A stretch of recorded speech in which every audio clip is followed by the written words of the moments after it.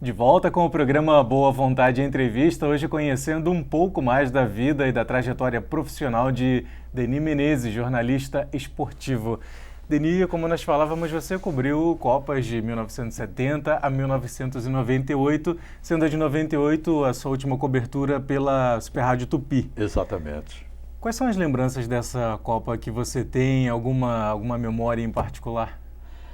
A única lembrança boa que eu tenho da Copa de 98 foi a atuação do Taffarel ao defender os pênaltis numa decisão realmente empolgante. Emocionante. Em que o Zagallo, técnico pela última vez numa Copa, ali dentro do campo, com os jogadores sentados, descansando um pouco antes dos pênaltis, motivou o time de uma forma que o time teve vontade e se classificou.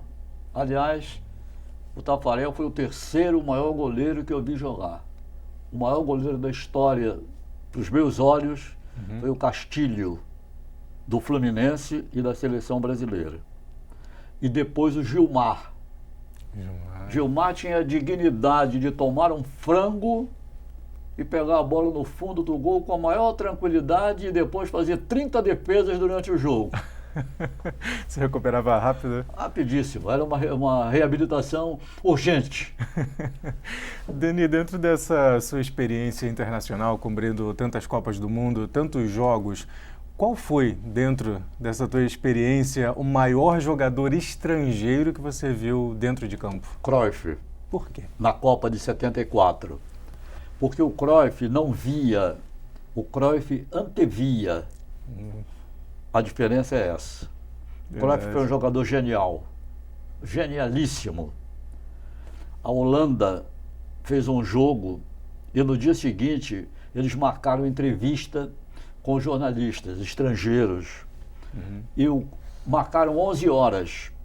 10 para as 11, os jogadores estavam chegando no treino, tomaram um banho rapidinho e estavam lá para atender todo mundo. A seleção de 74 da Holanda, que perdeu a final para a Alemanha, foi a segunda melhor seleção que eu tive a oportunidade de ver jogar. Era uma seleção extraordinária, sobretudo com Cruyff. Cruyff foi um jogador absolutamente notável, tecnicamente próximo do Pelé. Interessante. Enquanto muitos discutem Pelé e Maradona, você coloca Cruyff bem próximo a ele. Cruyff foi muito superior ao Maradona. Muito. Se você juntar o Maradona e hoje o Messi, eles são capazes de dar meio Pelé.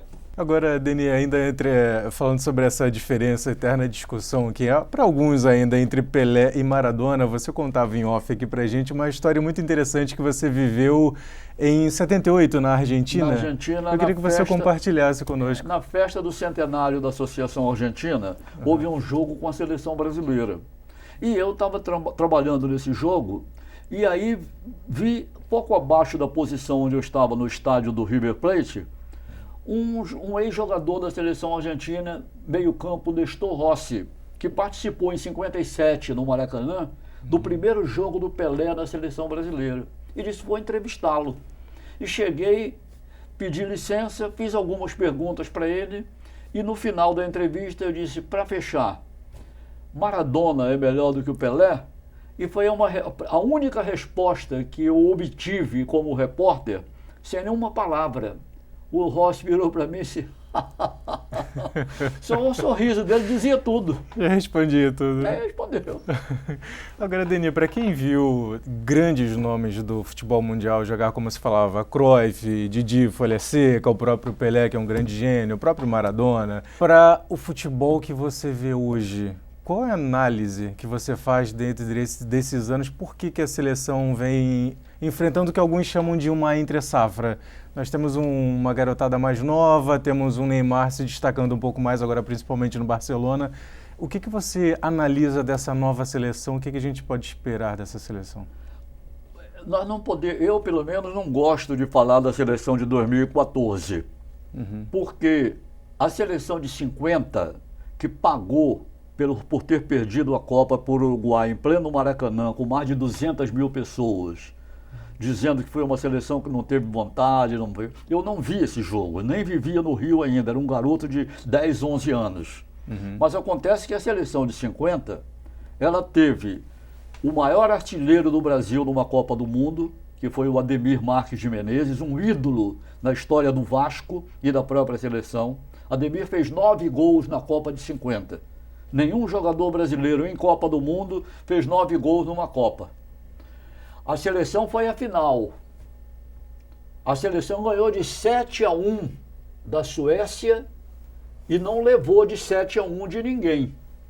Em 2014, a seleção levou de 7 da Alemanha e no jogo seguinte, para decidir o terceiro lugar, de 3 da Holanda. Eu nunca vi uma seleção brasileira levar 10 gols em 2 jogos. Nunca. Não há parâmetro. Agora, hoje em dia, pelo menos as novas gerações colocam uma esperança muito grande no jogador Neymar. O que você acha do Neymar? Ele vem apresentando uma evolução grande. Boa do Barcelona, vem apresentando. Agora, para a seleção brasileira, o que você acha dele? Só há uma diferença, Alain.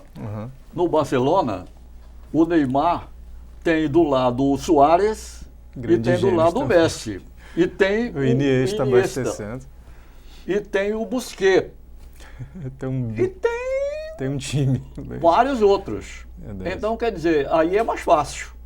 Fica um pouco mais fácil. Na seleção, você jogar sem esses jogadores é meio complicado. E, além do mais, na seleção, os caras acham que quem tem que resolver tudo é um. Na seleção de 58 e da seleção, se você marcasse o Pelé, você tinha que alguém deixar o Garrincha livre. E vai por aí. Se você marcasse alguém, tinha que deixar o outro livre. Não tinha como. Agora, nessas suas experiências de cobertura de Copa do Mundo, qual foi o momento que mais marcou você? Aquela memória que você tem, que você traz até hoje, que tenha te emocionado, que você tenha presenciado, né? A defesa do Gordon Banks na Copa de 70. Era absolutamente impossível, depois que o Jairzinho foi à linha de fundo e cruzou a bola, quando o Pelé cabeceou no cantinho, que o Banks fizesse aquela defesa. Foi um lance genialíssimo de uma Copa do Mundo que realmente mais me marcou. Foi a defesa do inglês naquele Brasil 1, Inglaterra 0 em Guadalajara. Agora, algo que também é interessante nós falarmos são aqueles gols que não são feitos, que são tão famosos quanto os gols que foram feitos do Pelé, por exemplo. Essas lembranças para você, como é que foram? Aquele jogo Brasil e Uruguai, que ele driblou o Mazurkiewicz sem bola e tocou e a bola não entrou, a bola passou junto da trave. E o outro gol, que o goleiro da Tchecoslováquia bateu um tiro de meta e do meio de campo ele chutou.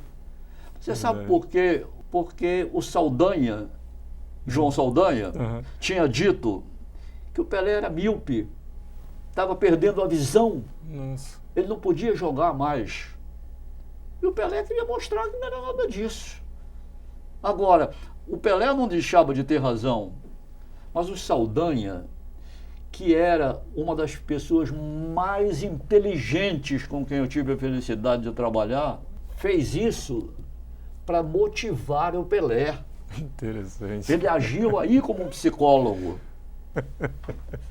Sua história é realmente excelente. Deniro, eu gostaria de agradecer a sua presença hoje aqui na Boa Vontade TV. Muito obrigado pela atenção. Obrigado, Alain. Um abraço a você e a todos. Um grande abraço. Hoje, no programa Boa Vontade Entrevista, você conferiu conosco um pouco da história do consagrado jornalista e radialista Denis Menezes. Muito obrigado pela sua audiência. Você segue na programação da Boa Vontade TV, a TV da paz, do amor e da fraternidade real.